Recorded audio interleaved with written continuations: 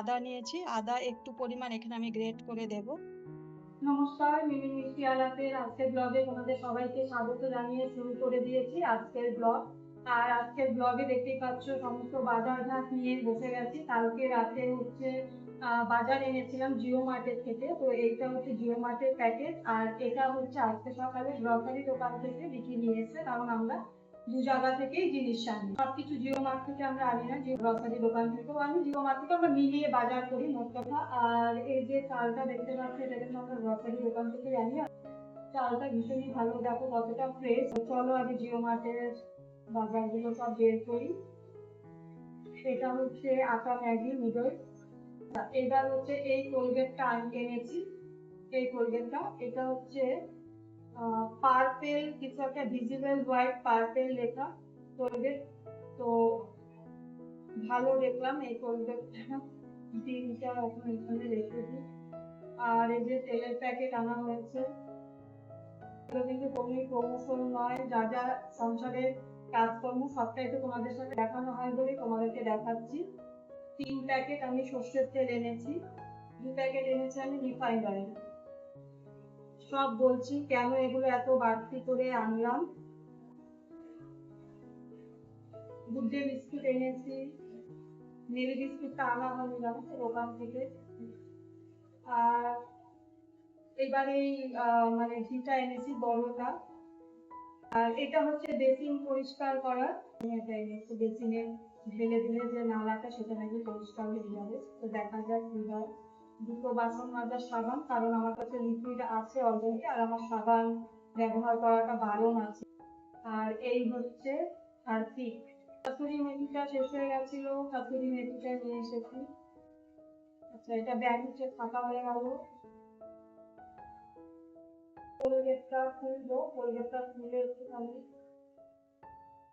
দেখাবো, আমি নিজেও দেখবো।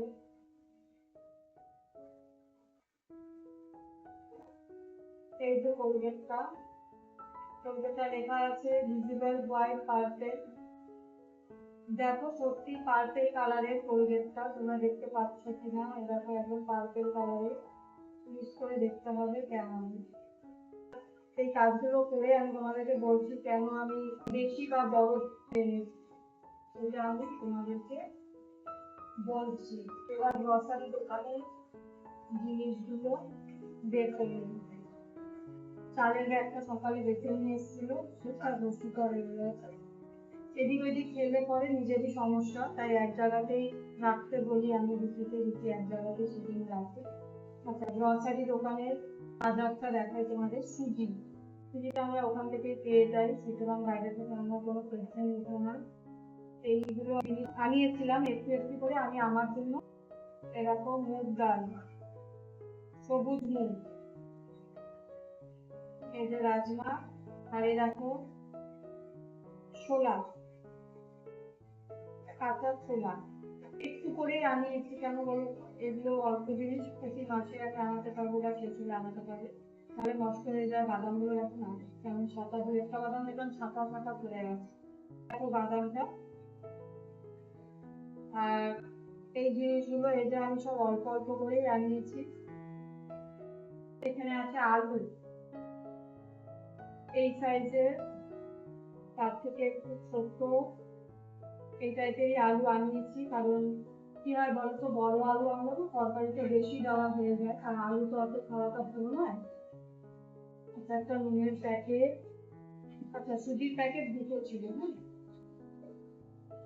আগে হ্যান্ড ওয়াশের বড় আনতাম, যেহেতু 2-3 বার থেকে গ্রসারি দোকানে ভাইটা ও বললো যে এটাতে খুব ভালো প্রফিট আছে। প্রফিট বলতে কি বলতো, এই এক প্যাকেটে মানে ধুয়ে রাখলে অনেকটা হয়ে যায়, মানে আমি যা বাড়িতে এনে দেখলাম যে আমি যদি একটু হাফও দিই না, তাও মানে একদম মানে পুরো মানে ফেনা ফেনা হয়ে যায়, এরকম 4 ভাগ করে ইউজ করা যায়।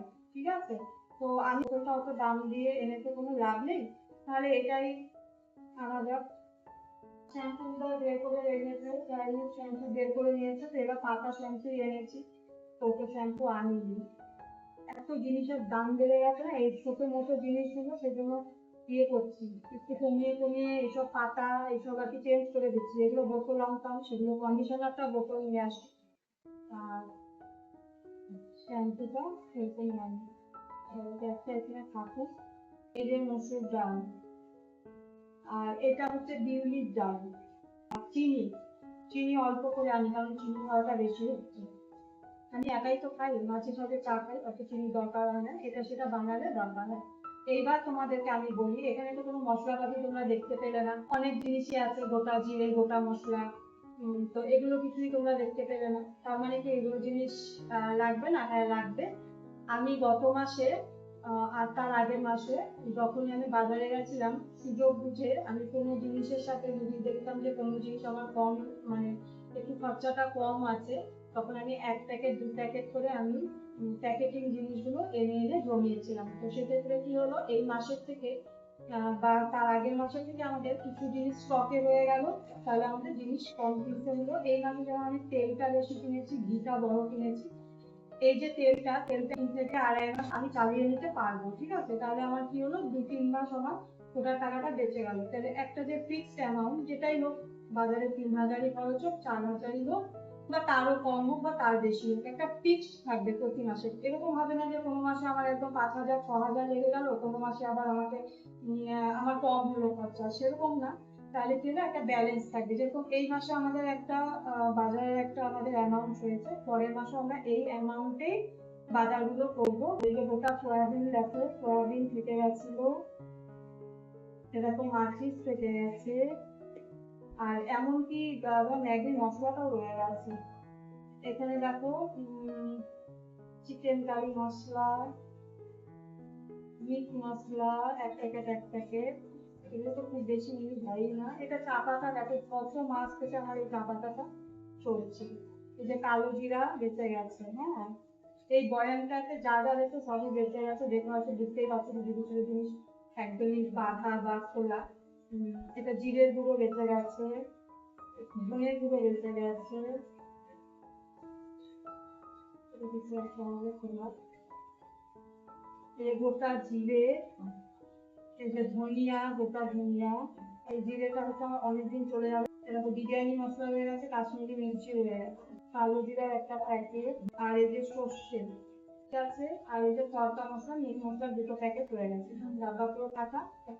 এইবার দেখো, এই যে 1 প্যাকেট করে আমি তুলে রেখেছিলাম, এই মাসে শুধুমাত্র আমার নুনটা আনতে হলো, হলুদ আমার রয়ে গেছে, কৌটোতে ঢালা আছে।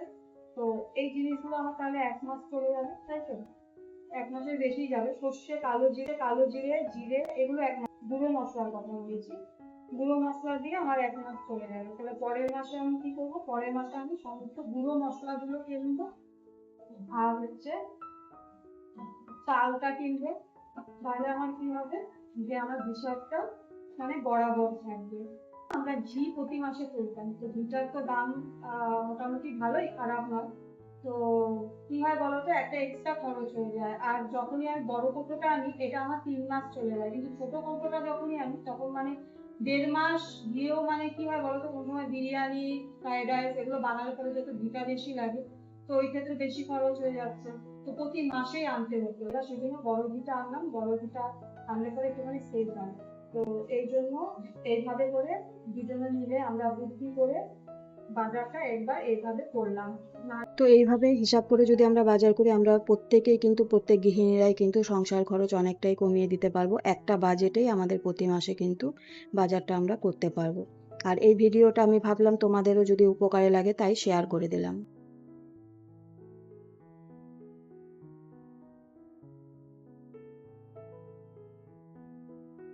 তো ফাইনালি বাজার গুছিয়ে এবার চলে এলাম ডাইরেক্ট রান্নাঘরে রান্না করতে। আজকে রান্না করব মসুর ডাল দিয়ে মোচা ঘন্ট। তোমরাও দেখো কি করে করি। প্রথমেই মোচাটাকে কেটে নুন জলে ভিজিয়ে রেখেছিলাম, নুন আর হলুদ জলে। এদিকে মসুর ডালটাকে সেদ্ধ করে নিচ্ছি। ফেনাটা ফেলে দিয়েছি ডালের। এরপর আমি এখানে কাঁচা লঙ্কা দিয়ে দিলাম। সেদ্ধ হয়েছে, খুব বেশি সেদ্ধ করব না। আর 2-4 মিনিট পরে আমি মোচাটাকে এর মধ্যে দিয়ে দেবো। ডাল সেদ্ধ করার সময় তো নুন দিয়েছিলাম ফেনা ফেলানোর পর। 2-4 মিনিট লঙ্কাটা দিয়ে ফুটিয়ে নিলাম। এরপর আমি দিয়ে দিচ্ছি সেদ্ধ করে রাখা বা ভাপিয়ে রাখা মোচা। দুটোই ভীষণ উপকারী, মসুর ডালও উপকারী, মোচাও ভীষণ উপকারী, আমরা জানি। তো সেই জন্য আজকে ভাবলাম দুটো জিনিসকে একসাথে মিশিয়ে কোনো রেসিপি করে দেখাই যাক খেতে কেমন লাগে। এর আগেও আমি একদিন করেছিলাম, খেতে খারাপ লাগে না, ভালো লাগে। আর মুগ ডাল দিয়ে অতটা ভালো লাগলেও উপকার মুসুর ডাল দিয়ে বেশি, তাই মুসুর ডাল দিয়ে এটাকে বানাচ্ছি। আলাদা টেস্টের একটা রান্না। আদা নিয়েছি, আদা একটু পরিমাণ এখানে আমি গ্রেট করে দেব। ফাইনালি তৈরি হয়ে গেল। এবার এটাকে ঢেলে নেব।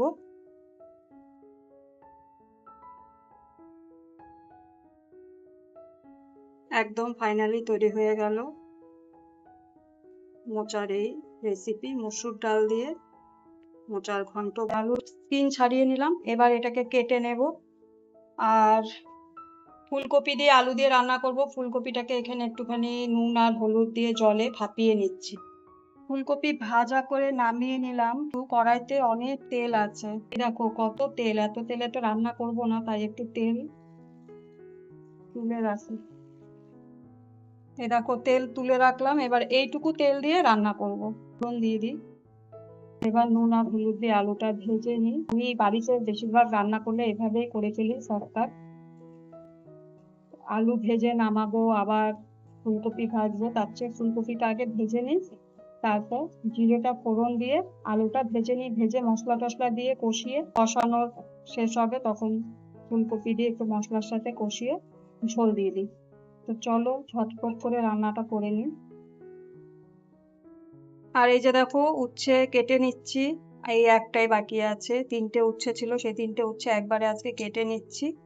ভাজা করব, আর হচ্ছে সাথে করব ভেন্ডি ভাজা। তো চলো ঝটপট করে করে নিই। যদি হাতে সময় থাকে তাহলে একটু পাঁপড়ও ভেজে নেব।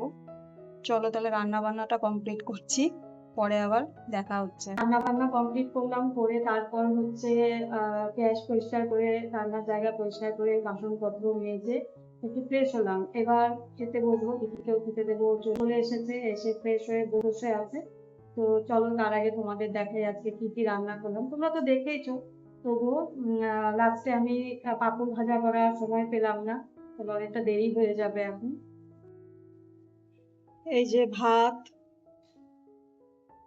আর এখানে সেই মসুর ডাল দিয়ে মোচার রেসিপিটা যে করেছি সেটা, ফুলকপি আলুর তরকারি, আর এখানে আছে ভাজি, একটু মুচমুচে করে ভেন্ডি ভাজা করেছি, আর একটু করলা ভাজি। তো চলো এবার ভাত বেড়ে নিই। আর কি গরম পড়েছে, গরমের মধ্যে আর ভালো লাগছে না। স্নান করলাম 2বার করে, তাও যেন মনে হচ্ছে গরমই ছাড়ছে না। ফ্যান চলছে, ফ্যানের মতন দেখো ঘেমে একদম একাকার কাণ্ড। স্নান করে একটু আগেই বেরোলাম। স্কিনের প্রবলেম তো জানোই, সেই জন্য একটু জ্বালা করে গরমের মধ্যে স্কিনটা। তো নাইট ক্রিম যেটা দিয়েছিল আমাকে এইসব প্রবলেমে লাগানোর জন্য লাগিয়েছিলাম, কিন্তু সারা মুখটা একটু জ্বালা করে। আর দেখো আমার স্কাল্পেও হয়তো দেখতে পাচ্ছ একটুখানি এই সাইডটাতে একদম চুলের গোড়ার ভিতরেও একটুখানি হোয়াইট হোয়াইট হয়েছে। যাই হোক ডাক্তারের কাছে আবার যাবো, দেখা যাক কি হয়, নাহলে ডাক্তার আবার চেঞ্জ করে অন্য ডাক্তার দেখাবো। তো চলো এখন খেয়ে নিই, দিদিকে রাখি, অনেক বেলা হলো।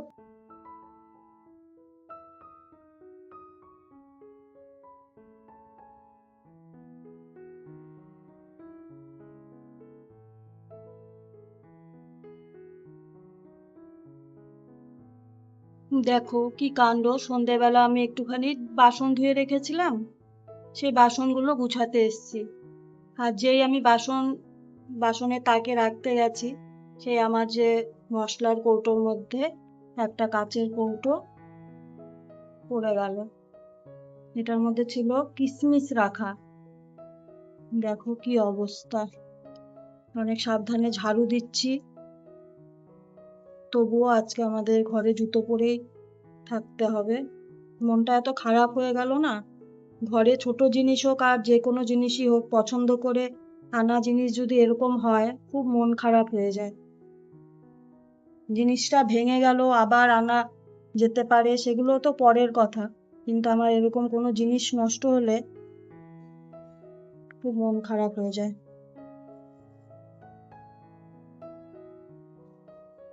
এত সুন্দর আমার দুটো বয়াম ছিল জানো।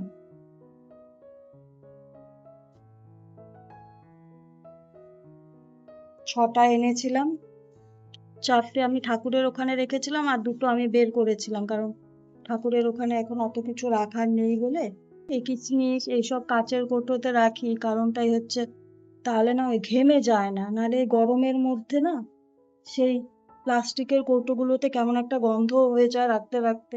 একদিনে তো আর সব খাওয়া হয় না, যার জন্য এত মনটা খারাপ হচ্ছে। কোনায় কোনায় দেখো কত কাজ। চলো এগুলোকে পরিষ্কার করে নেব।